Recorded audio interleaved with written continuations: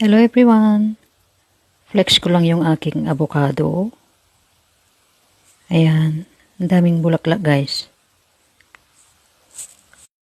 Ayan, maliit na puno lang yan. Pero tingnan nyo, grabe yung bulaklak oh.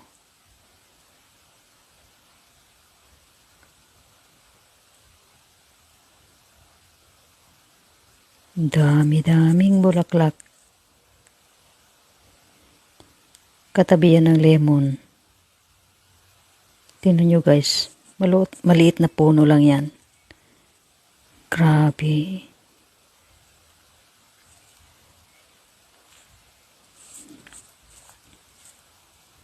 Sana okay lahat yung bunga niyan, yung bulaklak niyan.